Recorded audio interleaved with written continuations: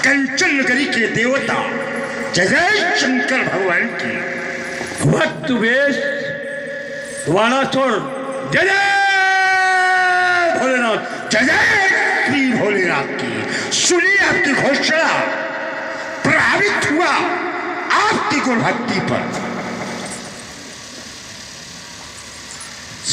किंतु एक सिद्धांत कहता है कोई भी राजा किसी राजा के राज्य में जाए, वहां पर मांगलिक कार्य हो रहा हो या फिर कोई धर्मनिष्ठ कार्य हो रहा हो, वहां पर जाकर अनाधिकार चेष्टा करना मानवता के विपरीत है, सभ्यता के भी विपरीत है। कहां तक रावण जी तुम्हें बतलाऊं, शिष्टता की भी विपरीत है।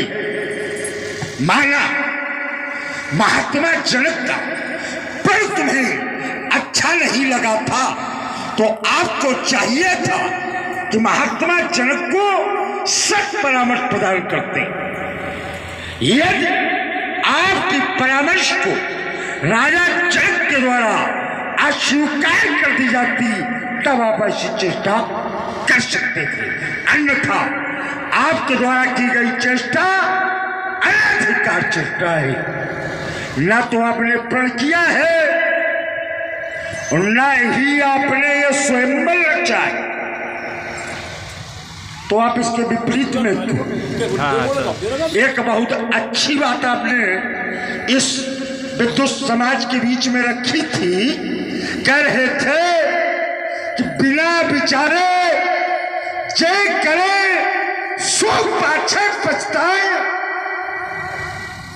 क्या ये सूत्र ब्यास जी हर जगह लागू? यद्यपि इस पवित्र ग्रंथ का ये सूत्र है, क्या ये हर जगह लागू होता है? तो उत्तर मिलता है नहीं।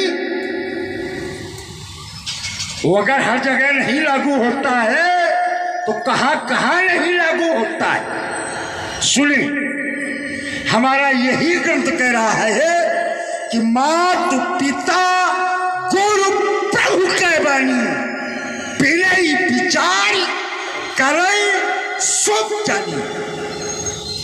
माता पिता गुरु और आराध्य की वाणी को बिना विचारे करना चाहिए। इसका जो भी परिणाम होगा वो सदैव शुभ ही होगा। तो एक तो बात आपकी ये कट गई, क्यों? जनक ने प्रण किया है। क्यों किया है?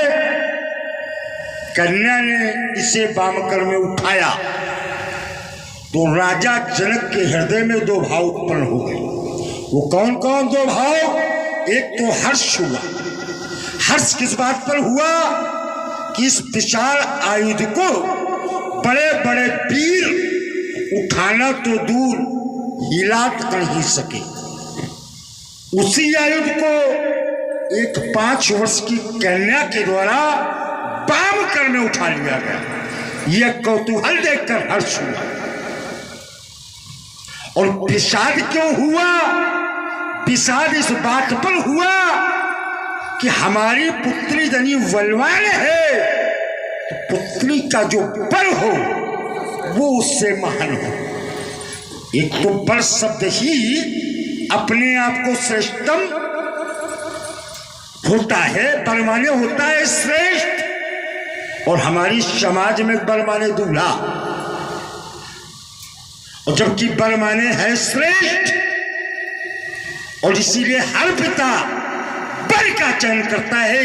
क्यों करता है? कि हमारी पुत्री से बल जो मिले वो श्रेष्ठ मिले। इसीलिए इसका नाम रखा गया है बल। यही भाव राजा जनक के हृदय में आया कि हमें जो बल मिले वो कन्या से श्रेष्ठ मिले। तो भगवान शंकर का आवाहन किया। भगवान शंकर ने प्रेरणा स्वरूप कहा कि धनुर्मदीयम तेज है, मेरा दिया हुआ धनुष तुम्हारे गले में। पूजितम कहु पूजे, पूर्वजों से पूजा जा रहा है। तस् प्रतिज्ञा त्वया कार्य, उसी पर प्रतिज्ञा करो अपने कार्य के निमित्त। और प्रतिज्ञा कैसी करो? तोलित्वा चरु भंगम, जो इसे उठाए और दो भागों में परिवर्तित कर दे। तस् दया त्वया करना, उसी को अपनी पुत्री दे देना।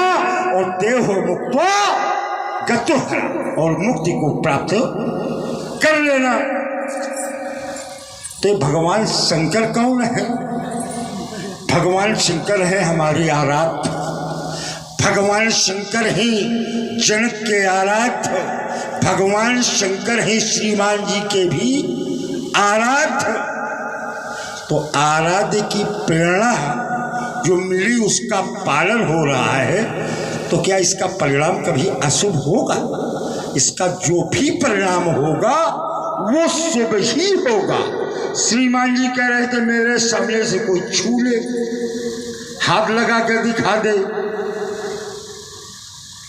तो रावण जी की बात आपको बहुत अच्छी बता दूं, क्योंकि 16 दूनी 8 और राजनीति का पाठ जब कोई दूसरा युवराज मिला करे, अच्छा तो सुनाया करो। और जो हमारे जैसा युवराज मिला करे तो थोड़ा सावधान होकर अपने शब्दों पर संयम रखकर बोला करो।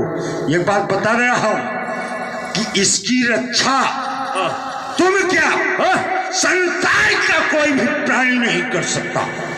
मैं थोथी वार्ता नहीं करता हूं, जो मैं वार्ता करता हूं प्रमाणित करता हूं और प्रमाण भी दिए देता हूं कि भगवान शंकर ने पुष्पों की श्रृंखला में एक पुष्प हुआ है केतकी का, जिसका त्याग किया विश्व में आज तक वो कभी पूजा में सम्मिलित नहीं हो सका। वाह वाह। दूसरा प्रमाण आपको दे रहा हूं, भगवान शंकर ने माता सती का त्याग किया। शिव संकल्प कीन मन माही सती भेंट, यही तन अब नहीं। तो स्थिति क्या हुई? माता सती को यज्ञ कुंड में गिर कर जलना पड़ा। और भगवान शंकर ने इसका भी त्याग किया, क्योंकि ये तो भगवान शंकर के बावांग करके शोभा शोभित हुआ करते थे, उनके बावांग रहा करते थे। और भगवान शंकर ने इसका भी त्याग किया है, तो इनको भी टूटना पड़ेगा। इसलिए रावण जी दक्ष के पांव से छेदन करता जाएगा। स्वयंवर के पहले अस्त्र तेरा मिट जाएगा। अरे करना है परिणतन का, तुम्हें रुलाएगा कि बहुत छठी का फल याद बंची जाएगा। इस अजगों के खंडन के साथ साथ अब तेरे शीशों का भी खंडन होगा कि आज मैं खली आज मैं शर्मिल का खंडन होगा। और कुछ रह गया? से क्या रखा? कुछ परोसने के लिए और कुछ रह गया? कोई बात नहीं, हम तुम्हारी वार्ता को लंबा नहीं ले जाएंगे। तुमने कहा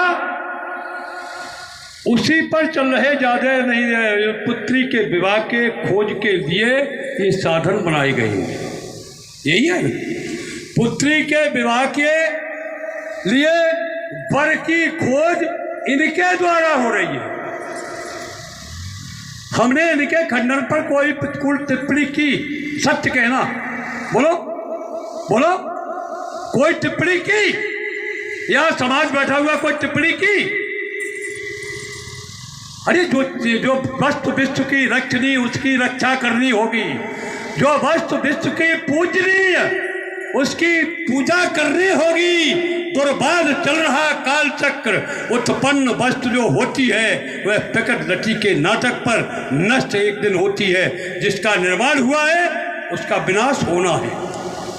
जिसका जन्म हुआ है उसका मरण निश्चित है। तुमने कहा कि बिना विचार बड़े हट्टे ही पर एक सिद्धांत भी दिया, आपके द्वारा दिया गया कि मात पिता और गुरु की वाणी बिना ही विचार करे शुभ जानी है। बहुत अच्छी बात है। यह हस्तरोमा ने कहा, जनक नहीं कहा, या और किसी अन्य ने कहा है। तो एक सिद्धांत दिया गया कि धनुर्मदीयम पूछते तक रहे। शुद्ध पढ़ो। हाँ, एक छोड़ो, तुम्हारे छोटे से शब्दों में कर रहे, छोटे से शब्दों में तुम्हारी शुद्ध की बात करें जाकर के। तो ये स्थान कौन जगह का है? ये कहाँ का है? ये कहाँ से आप बोल रहे हैं? क्या अध्ययन नहीं? हाँ नहीं, हम जानते हैं, हम जानते हैं, इसी तो पूछ रहे, इसीलिए पूछ रहे। ये आपने जो सुनाया है, जो सूत्र सुनाया है, कहाँ पर प्रभारी? हमने लिखा है, ये हमने लिखा है। नहीं, आपने नहीं लिखा, गलत। ये सूत्र आप जो कह रहे हैं, ये कहाँ से बोल रहे हो? और सुना बाणासुर जी, आपने जो सूत्र को प्रभावी किया है वह स्वप्न की कोटनी आता है।